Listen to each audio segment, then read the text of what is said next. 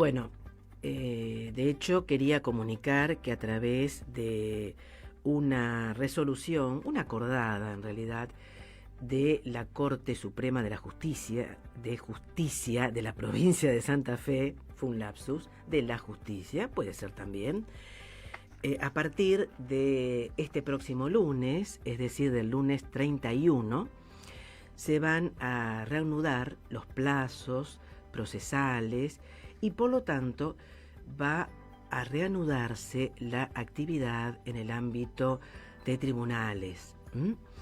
De hecho, hubo numerosas quejas por parte de colegas, de profesionales de la abogacía y a su vez de los 5 colegios que conforman, digamos, los 5 colegios que nos defienden como gremio en realidad, porque esto de colegio profesional, sí, por supuesto, pero en definitiva yo los considero, por lo menos hay personas que lo consideran como un insulto decir sindicatos o gremios, pero son nuestros gremios. Y reitero, hubo quejas por parte de los 5 colegios, que es muy importante estas acciones conjuntas, para que continuara la actividad normalmente, ya que se realiza en la mayoría de los casos, en casi un 90%, a través de informática, de la tecnología digital. Ya hemos visto que no funciona muy bien, no nos vamos a explayar en este programa. Lo explicó en su momento muy acabadamente y con proyectos en danza la diputada provincial Matilde Bruera, a su vez de enunciados del doctor Eduardo Terraza y de otros colegas que también se han expedido al respecto. Por otro lado también tenemos un nuevo decreto, exactamente el 345, que está en vigencia a partir del día de hoy, que ya está finalizando, 28 de mayo, en el cual hay una prórroga con respecto a la prohibición de los despidos sin justa causa, que ya venían prorrogándose, y me parece una medida, y por supuesto también de las suspensiones por razones de fuerza mayor, por razones, es decir, todo relacionado con esta contingencia, esta pandemia del COVID-19. En otro programa ampliaremos sobre si se está cumpliendo o no en la realidad. Y ya entrando en el tema de la cobertura o no del COVID-19, tengamos en cuenta que estamos hablando de trabajadores y de trabajadoras en relación de dependencia. ¿Qué pasa? En Argentina, y ya no solamente en este 2021, y no solamente en el 2020, sino desde mucho antes, una gran parte de la población trabajadora no está registrada. Es decir, que trabaja, pero trabaja como lo que se conoce comúnmente, vulgarmente, como trabajo en negro. Es decir, que trabaja inclusive en changas, esporádicamente o en changas. Entonces, estas personas que están trabajando, que concurren a los lugares de trabajo, que tienen que cumplir con un horario, que reciben directivas, que perciben una remuneración generalmente jornalizada, es decir, día por día, no mensual, que, digamos, cumplen con todo lo que se debe considerar una relación de trabajo dentro de los parámetros de la normativa de la Ley de Contrato de Trabajo originaria, que es la que nos rige, sobre todo en las relaciones laborales de tipo individual y de tipo privado y no de tipo público, es decir, la administración pública. En este caso, ¿están cubiertas o no por el COVID-19? Por las ART, las aseguradoras del riesgo del trabajo. En estos casos, no, porque si no están registradas, no. En principio, tengamos en cuenta que ya desde los comienzos de esta pandemia formalmente en Argentina, desde el DNU del 20 de marzo de 2020, comienza a regir esta cobertura, es decir, que existe una obligación por parte de las aseguradoras de riesgos del trabajo y por ende de todo el sistema, de las comisiones médicas, de superintendencia, etcétera, etcétera, etcétera, que generalmente en casi un, digamos, 100% de los casos, voy a ser generosa, 80, 90%, contratan los empleadores para un poco compartir la responsabilidad en los casos de contingencias o de infortunios laborales, accidentes, enfermedades profesionales. Entonces, también hay que tener en cuenta que a través de sucesivos decretos y a través de sucesivas resoluciones del Ministerio de Trabajo, Empleo y Seguridad Social de la Nación, se han ido ampliando y se han ido prorrogando estas coberturas. Ahora bien, no es tan completo el universo de trabajadores y trabajadoras que lo comprende. Tengamos en cuenta también que hay un grupo de trabajadores, supongamos que están en relación de dependencia, que están registrados, que está todo en orden, digamos, ¿no? Que está todo denunciado ante ANSES, AFIP, registrados, etcétera, etcétera, etcétera. Bien, en este caso y en estos momentos, tengamos en cuenta que hay un grupo que hace tareas en su casa por un tema de edad, por un tema de morbilidades, por un tema de enfermedades que no pueden concurrir o no es aconsejable concurrir a los lugares de trabajo. También tengamos en cuenta que el empleador o las RT responden si consideran que es el COVID, por supuesto, consecuencia directa del trabajo que están realizando.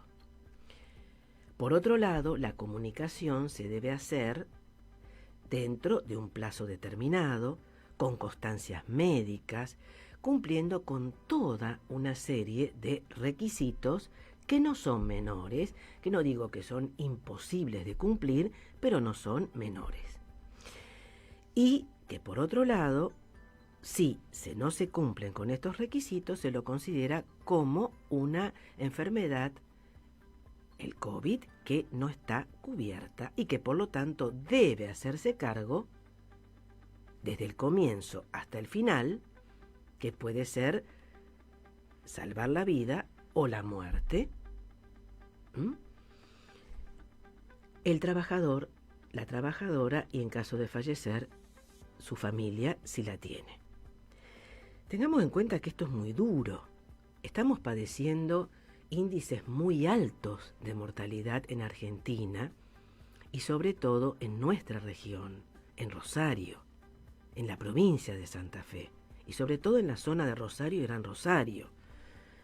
Casos realmente que no solamente comprenden a personas ya de más de 50 años, de más de 60, de más de 70, sino personas de mucho menor edad, inclusive de niños.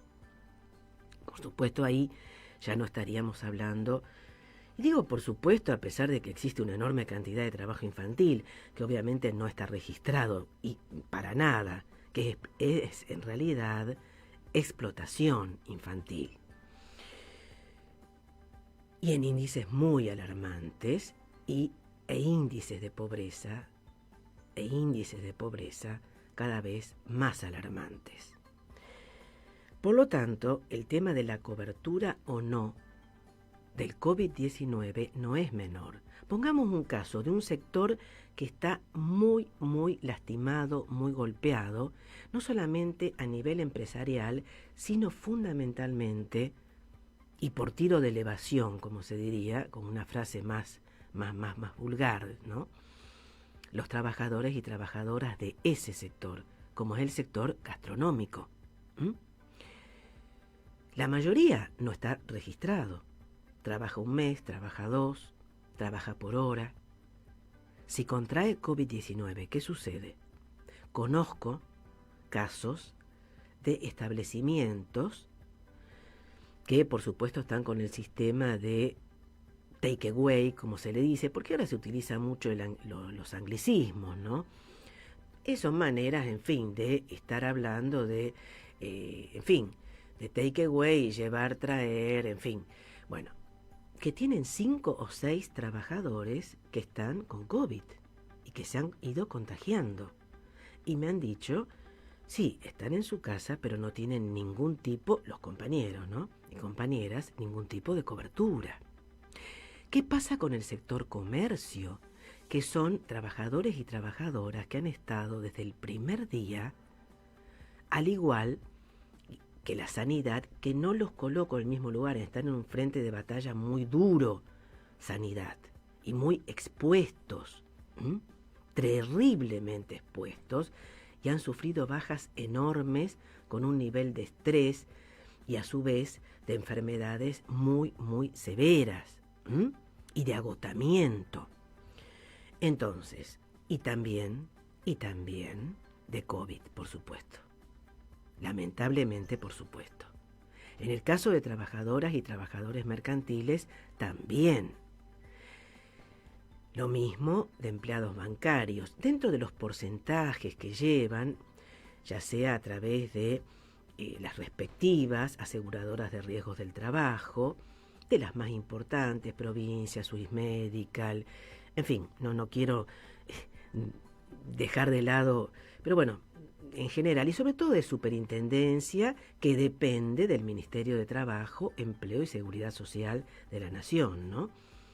También hay una gran cantidad de trabajadores expuestos, algunos más, ya hemos dicho, sanidad.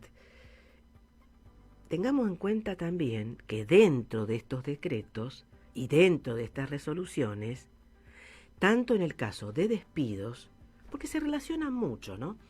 De despidos, como en el caso de cobertura o no del COVID como enfermedad, en realidad no dentro del listado de enfermedades profesionales, sino como una contingencia que está dentro del estado de emergencia sanitaria. Ampliaremos también sobre esto porque indudablemente es todo una serie de consideraciones que hay que verlas en cada caso determinado también, ¿no? Pero bueno, estamos tirando puntas y líneas como para decir, no hay desprotección total por parte del Estado Nacional a través de sus respectivos medios o a través de sus sistemas con respecto al COVID-19, pero tampoco una protección total, íntegra, completa, porque no la hay. Entonces, con respecto al tema de los trabajadores, y ahí un poco me fui dejando llevar por este tema que se mira como una panacea, pero que en realidad no lo es. No hay una, en la práctica hay una disociación entre lo que es la reglamentación, lo que es la parte normativa, no a través de leyes, sino a través de decretos, de resoluciones, no de leyes del Congreso, pero bueno, estas son también las contingencias del estado de emergencia sanitaria y ocupacional que estamos padeciendo desde marzo del 2020. Entonces, los trabajadores de la construcción, por ejemplo, y digo trabajadores porque su mayoría son hombres y no mujeres, eso también, no están cubiertos, por ejemplo, pueden ser despedidos arbitrariamente.